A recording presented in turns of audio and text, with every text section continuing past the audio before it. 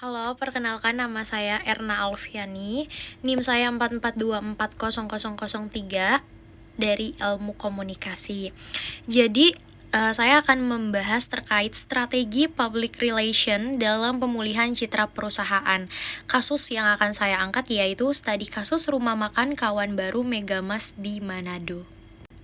Dan untuk poin yang akan kita bahas, yaitu ada masalah utama, cara penanganan oleh PR, strategi PR, fungsi PR, serta yang terakhir ada kesimpulan dari studi kasus tersebut. Untuk permasalahan utama yang terjadi dalam kasus rumah makan kawan baru Megamas Manado adalah terjadinya krisis citra yang serius akibat insiden keracunan makanan yang dialami beberapa pelanggan. Insiden ini tidak hanya menimbulkan kekhawatiran dan ketidakpercayaan di kalangan konsumen terhadap keamanan dan kualitas makanan yang disajikan, tetapi juga berdampak negatif pada reputasi restoran di mata publik dan media.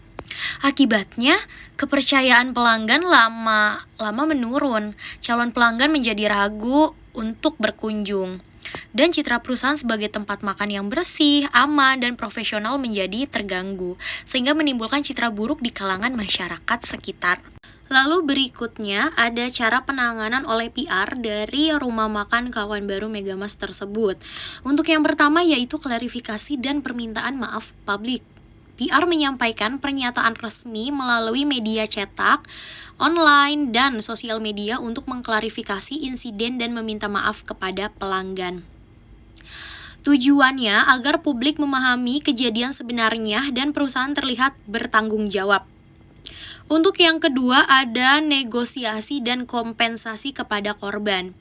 PR memfasilitasi komunikasi langsung dengan korban keracunan, menawarkan kompensasi atau bentuk pemulihan lain agar korban merasa diperhatikan dan dihargai. Itu salah satu bentuk kepedulian dari rumah makan kawan baru Megamas Manado. Lalu yang ketiga ada pengelolaan media dan informasi publik. PR menggunakan media untuk menyampaikan informasi yang akurat dan transparan tentang langkah-langkah perbaikan yang telah diambil. Hal ini bertujuan mengontrol persepsi publik dan membangun kembali citra positif dari rumah makan tersebut. Untuk yang terakhir ada tindakan korektif dan perbaikan operasional. PR bekerja sama dengan manajemen untuk mengevaluasi dan memperbaiki prosedur kebersihan, pengolahan makanan, dan standar keamanan pangan. Langkah ini menunjukkan komitmen perusahaan terhadap keselamatan pelanggan dan mencegah krisis serupa di masa yang akan datang. Yang berikutnya ada strategi PR atau humas yang digunakan di rumah makan kawan baru Megamas.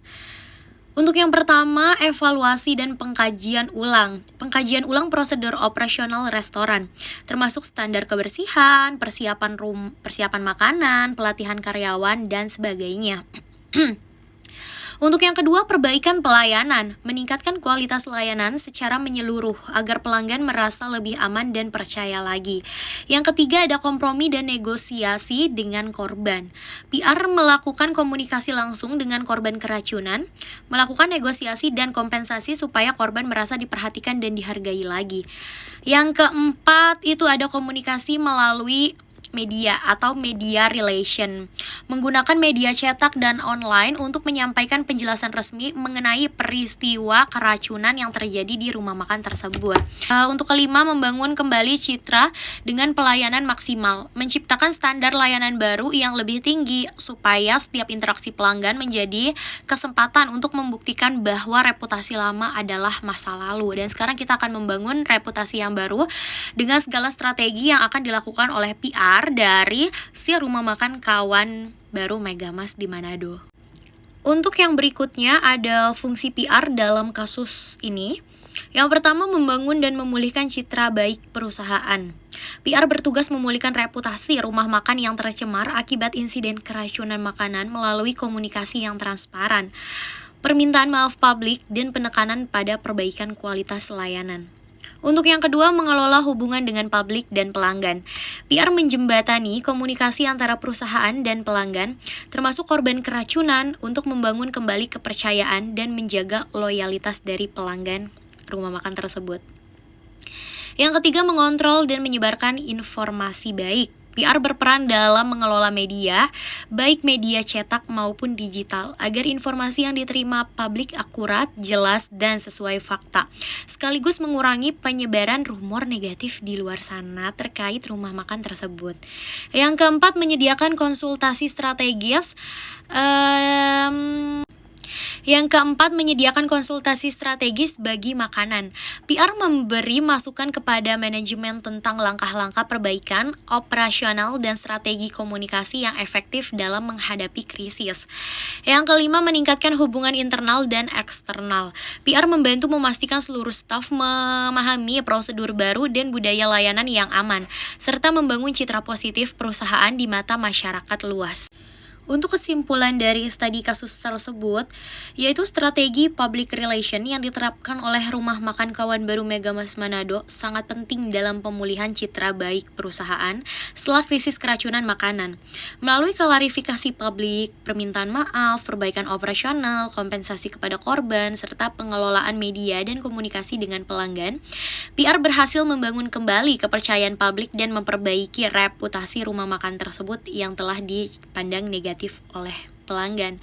Fungsi PR dalam kasus ini mencakup pemulihan citra, pengelolaan hubungan dengan publik, kontrol informasi, dan penyediaan strategi komunikasi yang efektif, sehingga perusahaan mampu menghadapi krisis dan menjaga keberlanjutan operasionalnya hingga saat ini.